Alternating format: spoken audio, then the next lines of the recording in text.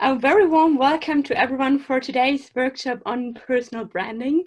I'm Melissa from the Voices team, and we are very excited to see so many wonderful people from all around the world.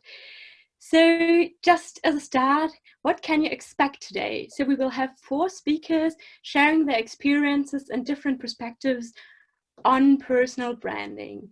So today we are delighted to welcome Davey, who's a founder at FemmeWonk, Lenka Kapava, who's an organic social strategist and trainer, the third person, Colette Dahl, founder and CEO at Unfold, and finally Kelly Miller, a personal branding specialist and trainer.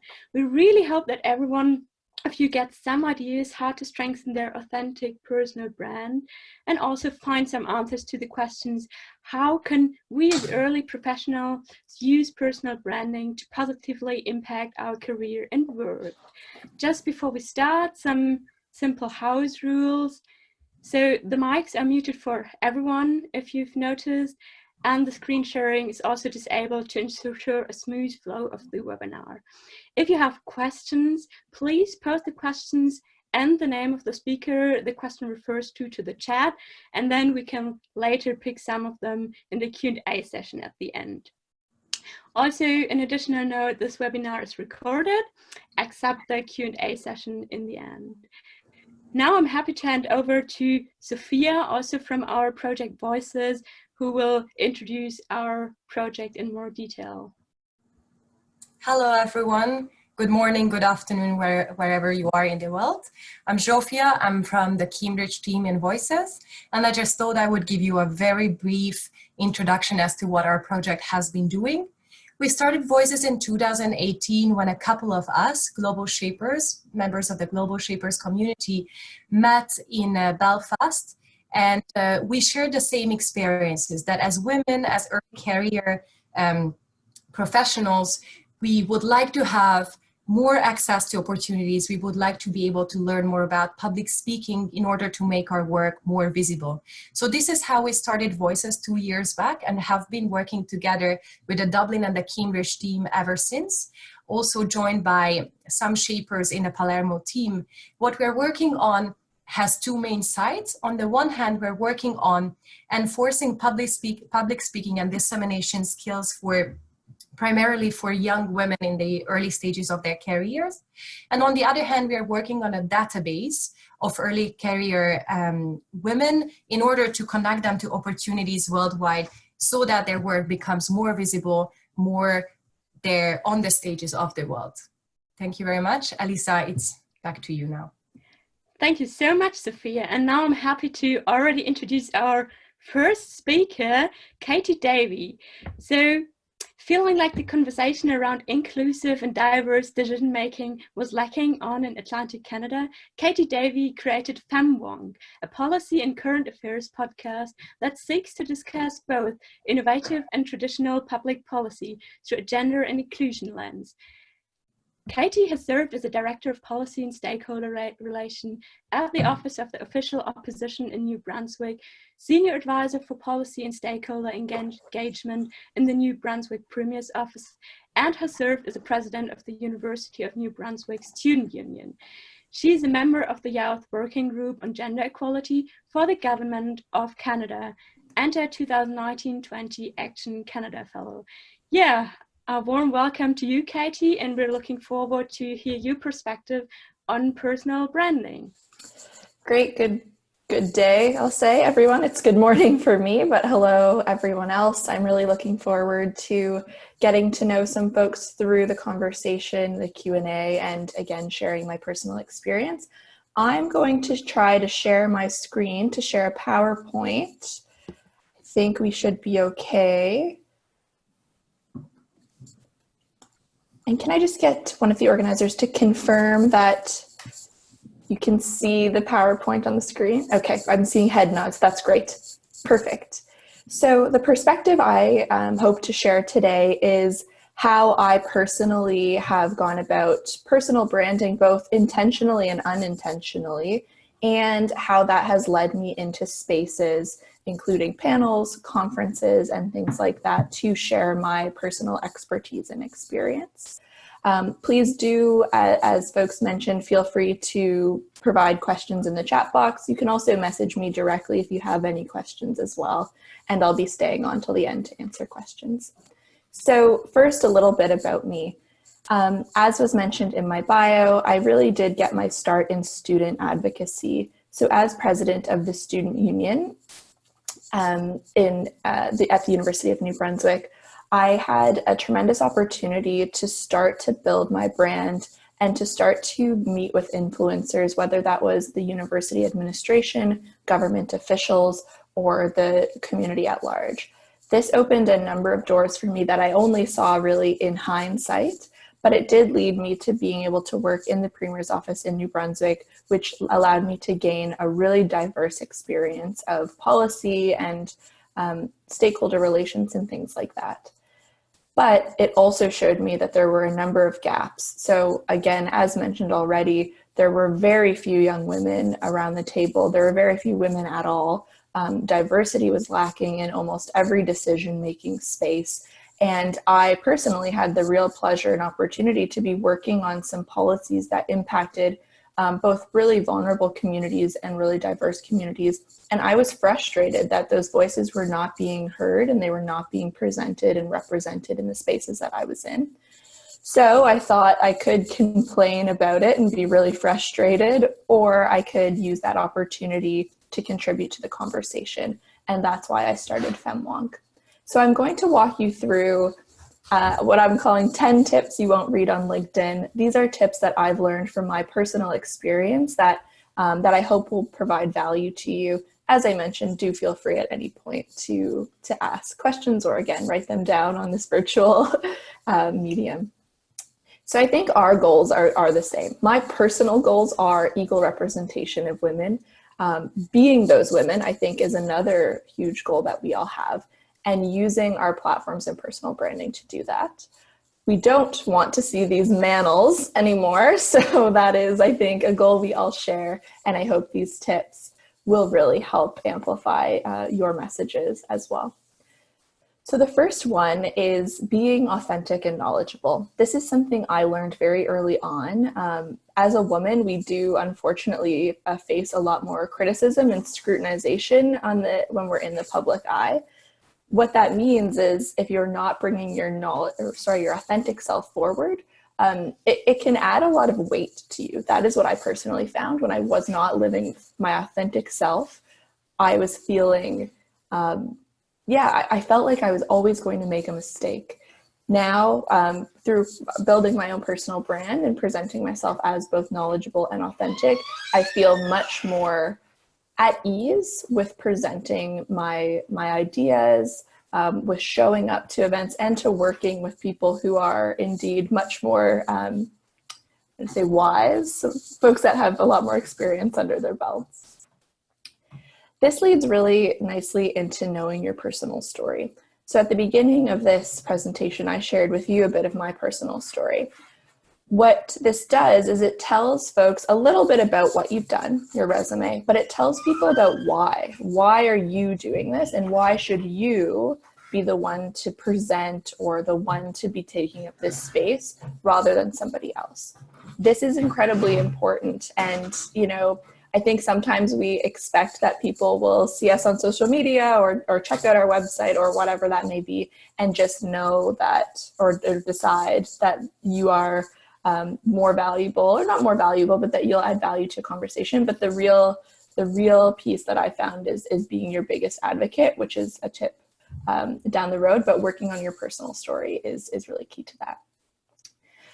Collect experiences.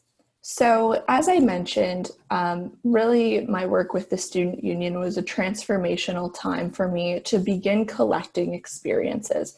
And what I mean by that is not job titles. I mean attending conferences, meeting folks, creating your network, speaking to small groups of people, whether it's classmates, whether it's your peers, and really starting to get the ball rolling on building not only your brand, but building your public speaking skills and otherwise to really create this momentum and this confidence and this background So in that lens, use every opportunity to figure out how this creates a stepping stone for you to launch to the next opportunity.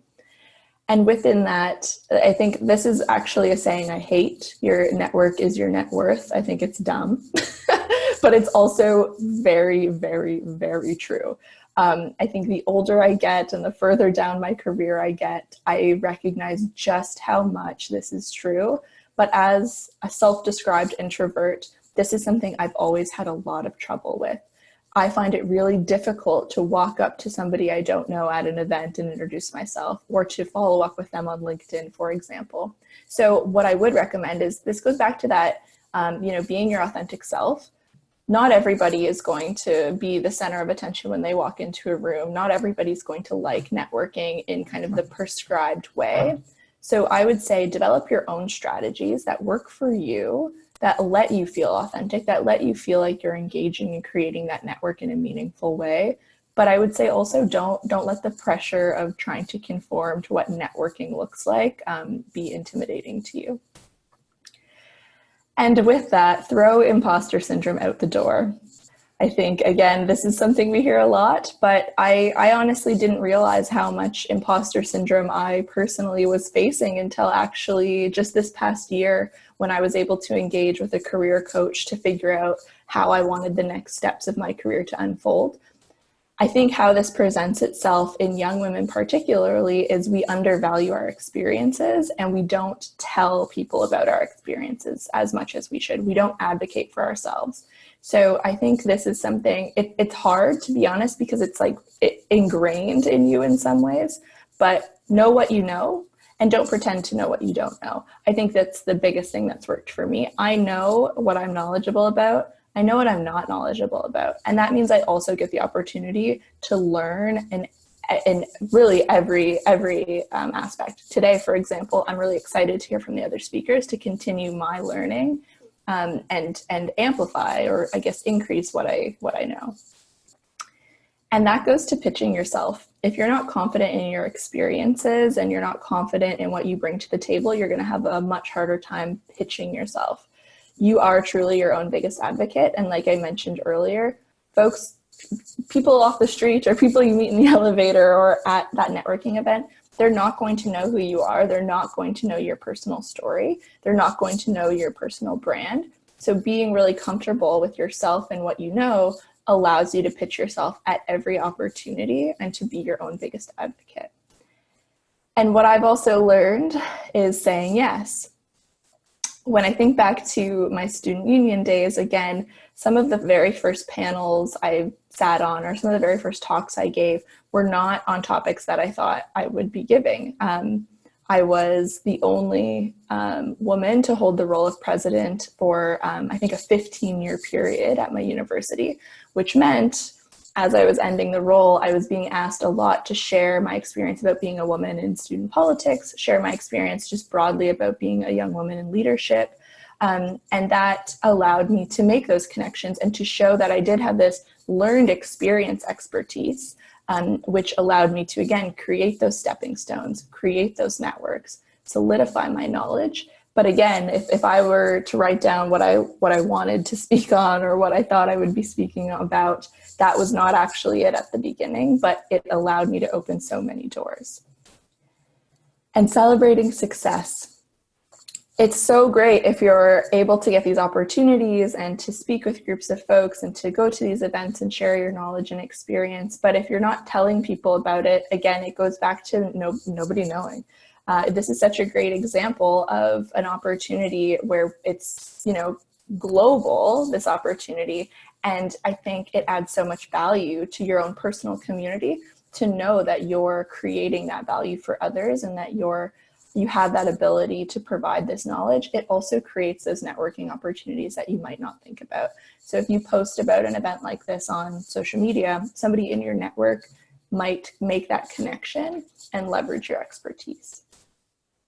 And that actually goes to finding a champion. I found it incredibly valuable to have, a few key people, and mentors also serve this role, that will advocate for you in rooms that you're not in. So whether that's finding people that serve on a lot of boards or host a lot of conferences, whatever it may be, really making those connections and letting them speak for you when you're not actually in the room will give you so many opportunities that just don't exist based on your current network. It also will expand your network. And how do you create these, or how do you find these champions? You ask, you pitch yourself, you share that personal story, and you let people know what your expertise is. And my final tip, there we go. My final tip is kind of counterintuitive, but it's do other things.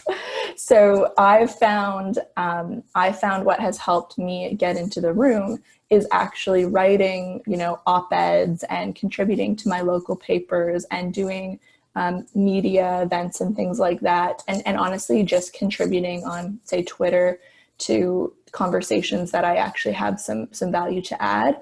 So it's really what I found with the building your personal brand and leveraging the tools is it's a rounded out approach. You need to use every opportunity to share your message. And that adds to, again, your level of expertise. It adds to your level of confidence. And to be fair, a lot of these things, could have a whole other workshop on them, right? Writing an op-ed, doing media and things like that. But I would encourage you to identify what other avenues you may have to amplify your voice and to make those connections, and then identify what gaps you have in knowledge there. If you don't know how to write an op-ed, for example, or if doing media terrifies you, which it did for me when I first started, recognize that. And then you can use that opportunity to seek out how to improve that skill level and how to improve the kind of composite of things you're able to do.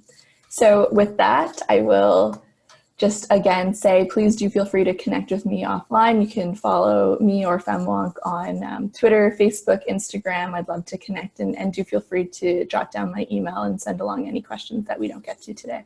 Thank you so much. Yeah, thank you so much, Katie. I think there were already some super helpful tips.